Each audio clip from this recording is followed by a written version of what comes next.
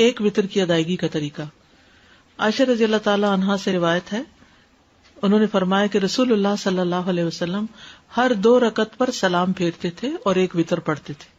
یعنی چاہے آپ 3 رکعتیں پڑھنا چاہتے ہیں تو 2 رکعتیں پڑھ کے پھر ایک الگ رکعت. ٹھیک. آپ نے کبھی حرم میں وتر پڑھے؟ مختلف طرح سے پڑھاتے ہیں نا. کبھی تو 3 ایٹ اسٹریچ پڑھا دیتے ہیں اور کبھی کیا کرتے ہیں 2 کے بعد سلام پھیر دیتے ہیں اور پھر ایک کھڑے ہو کے پڑھتے ہیں. تو ایک طریقہ یہ ہے. 3 وتروں کی ادائیگی کا طریقہ. نماز وتر کو مغرب کی طرح 2 تشہد کے ساتھ نہیں پڑھا جائے گا. یعنی اگر 3 وتر پڑھنے ہو تو 1 تشہد اور 1 سلام، یا پھر 2 تشہد اور 2 سلام کے ساتھ پڑھے جائیں گے. مغرب کی طرح نہیں ہونے چاہیے وتر. مغرب میں کیا ہوتا ہے 2 رکعت کے بعد آپ تشہد پڑھتے ہیں، پھر 1 رکعت کھڑے ہو کر پھر آپ نماز پڑھی کرتے ہیں. وتر میں یہ نہیں ہوگا. وتر میں کیا ہوگا 3 رکعتیں کٹھی پڑھ کے آخر میں بیٹھیں گے، ایک طریقہ. دوسرا 2 پڑھ کے سلام پھیر کے پھر ایک اور الگ پڑھیں گے. ابن عمر سے مروی ہے، انہوں نے کہا رسول اللہ صلی اللہ علیہ وسلم وتر اور 2 رکعتوں کے درمیان سلام کے ذریعے فصل فرماتے تھے اور ہمیں سلام کی آواز سنواتے تھے. ٹھیک ہے، اونچی آواز سے سلام کرتے تھے. حضرت عائشہ سے مرفوعاً مروی ہے کہ آپ صلی اللہ علیہ وسلم 1 رکعت وتر پڑھتے اور 2 رکعتوں کے بعد آخری رکعت ادا کرنے سے پہلے باتیں بھی کر لیتے تھے. یعنی جب سلام ہو گیا تو پھر اس کے بعد آپ بات بھی کر سکتے. اس سے یہ پتہ چلتا ہے کہ چاہے 3 وتر کی نیت سے آپ پڑھ رہے ہیں 2 رکعت، تب بھی اس 2 رکعتوں کے بعد کوئی بات چیت کرنی پڑے تو کر سکتے ہیں.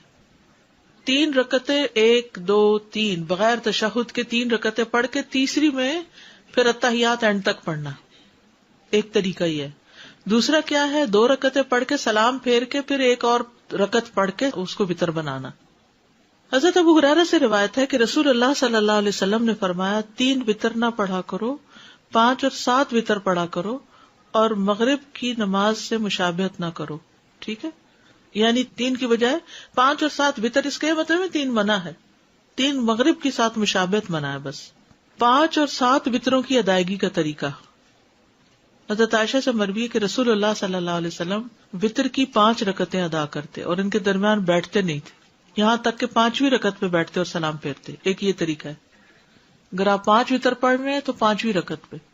یہ جو اوپر والی حدیث میں ہے نا 3 نہ پڑھو، بلکہ اگر زیادہ رکعتیں پڑھنی ہے تو پڑھتے جاؤ آخری پہ جا کے تحیات پڑھو. ام سلمہ سے روایت ہے، انہوں نے فرمایا کہ رسول اللہ صلی اللہ علیہ وسلم 7 یا 5 رکعت وتر پڑھتے تھے اور ان کے درمیان سلام یا کلام کے ساتھ تفریق نہیں کرتے تھے. میں نے ایسی مساجد میں نماز پڑھی ہے جہاں امام نے اسی طرح 5 ایٹ اسٹریچ پڑھائے تراویح کے بعد. ٹھیک ہے، تو اس طرح پڑھ سکتے ہیں. 9 رکعت کا طریقہ. زرارہ بن اوفا سے مروی ہے کہ جب سعد بن ہشام بن عامر ہمارے پاس آئے تو انہوں نے ہمیں بتایا کہ میں ابن عباس کے پاس گیا اور ان سے رسول اللہ صلی اللہ علیہ وسلم کے وتر کے بارے میں سوال کیا. تو ابن عباس نے ان سے کہا کیا میں تمہیں ایسی شخصیت نہ بتاؤں جو رسول اللہ صلی اللہ علیہ وسلم کی وتر نماز کو زمین پر بسنے والے تمام لوگوں سے زیادہ جانتی ہیں؟ میں نے کہا کون؟ فرمایا عائشہ رضی اللہ عنہا، کیونکہ وہ آپ کی بیوی تھی، آپ کی خلوتوں کی ساتھی تھی. ہم وہاں گئے، انہیں سلام کہا، ان کی خدمت میں حاضر ہوئے اور ان سے سوال کیا. میں نے کہا مجھے رسول اللہ صلی اللہ علیہ وسلم کی وتر نماز کے بارے میں بتائیے. فرمانے لگی ہم آپ صلی اللہ علیہ وسلم کے لیے آپ کی مسواک اور آپ کے وضو کا پانی تیار رکھتے تھے. رات کو جس وقت اللہ عز و جل چاہتا آپ کو جگا دیتا. آپ مسواک اور وضو فرماتے، پھر 9 رکعتیں اس طرح پڑھتے کہ 8ویں رکعت کے علاوہ کسی رکعت میں تشہد کے لیے نہ بیٹھتے، اور 8ویں رکعت میں تشہد وغیرہ اور دعا تک پڑھ کے پھر کھڑے ہو کر پھر 1 رکعت پڑھتے، یعنی سلام کے بغیر. اے بیٹے، پھر جب رسول اللہ صلی اللہ علیہ وسلم بوڑھے ہو گئے اور آپ کو گوشت نے پکڑ لیا تو 7 رکعت پڑھ کر سلام پھیرتے اور بیٹھ کر 2 رکعت پڑھتے. تو اے بیٹا یہ 9 ہو گئی. آپ جب کوئی نماز شروع فرما لیتے تو اس پر ہمیشگی اور پابندی کو پسند فرماتے. وتر میں قرات کون سی صورتیں پڑھی جائیں؟ سورۃ الاعلی، الکافرون اور الاخلاص. ابی بن کعب رضی اللہ عنہ سے روایت ہے کہ رسول اللہ صلی اللہ علیہ وسلم 3 رکعت وتر پڑھتے. پہلی رکعت میں سبح اسم ربک الاعلی، دوسری میں قل یا ایھا الکافرون اور تیسری میں قل ھو اللہ احد پڑھتے تھے. معوذتین. عبدالعزیز بن جراج کہتے ہیں کہ ہم نے ام المومنین عائشہ رضی اللہ عنہا سے پوچھا کہ رسول اللہ صلی اللہ علیہ وسلم وتر میں کون سی صورتیں پڑھتے تھے؟ تو انہوں نے کہا پہلی رکعت میں سبح اسم ربک الاعلی، دوسری میں قل یا ایھا الکافرون، اور تیسری میں قل ھواللہ احد اور المعوذتین، یعنی یہ بھی آتا ہے، خالی قل ھواللہ بھی آتا ہے اور اس کے ساتھ معوذتین بھی آتے ہیں۔ سورۃ النساء کی آیات۔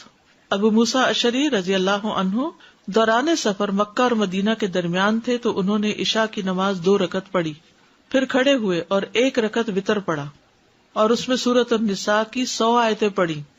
ٹھیک ہے، تو ایسے بھی وتر پڑھ سکتے ہیں، 1 رکعت لیکن بہت لمبی رکعت۔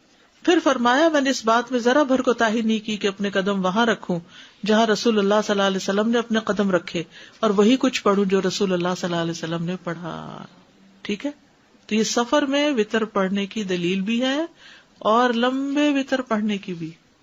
یعنی آپ اگر عشاء کے ساتھ وتر پڑھنا چاہتے ہیں تو سورۃ الاعلی اور کافرون اور اخلاص پڑھ کے ختم کر دیں، اور اگر آپ صبح تہجد کے وقت پڑھنا چاہتے ہیں تو 2 کر کے آپ الگ سے بھی 3 وتر پڑھ سکتے ہیں، اور آپ 8 رکعتیں ایٹ اسٹریچ پڑھ کے بیٹھ کے پھر 9ویں پہ بھی پڑھ سکتے ہیں۔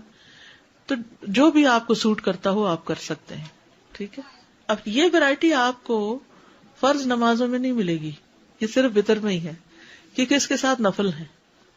دعائے قنوت، رکوع سے پہلے دعا کرنا۔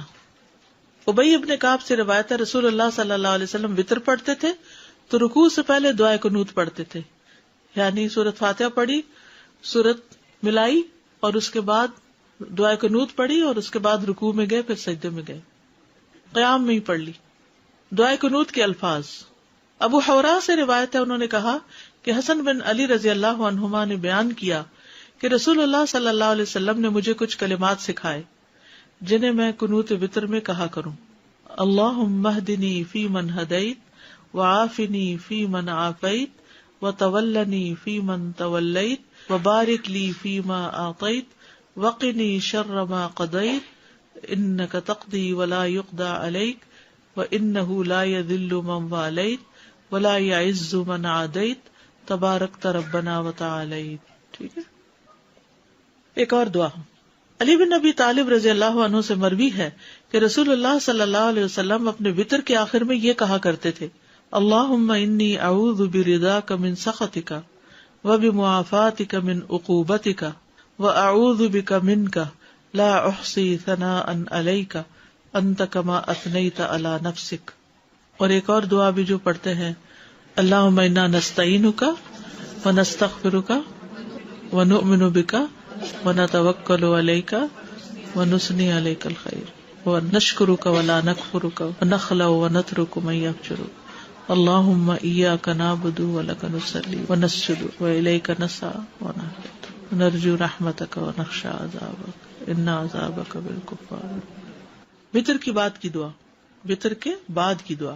ابی ابن کعب سے روایت ہے کہ رسول اللہ صلی اللہ علیہ وسلم 3 رکعت وتر پڑھتے، پھر جب فارغ ہوتے تو فراغت کے وقت 3 دفعہ سبحان الملک القدوس، پاک ہے بادشاہ نہایت مقدس، یعنی اللہ تعالیٰ کی تعریف بیان کرتے، یہ پڑھتے، آخری مرتبہ لمبا کر کے پڑھتے، سبحان الملک القدوس سبحان الملک القدوس سبحان الملک القدوس، ایسے لمبا کر کے پڑھتے۔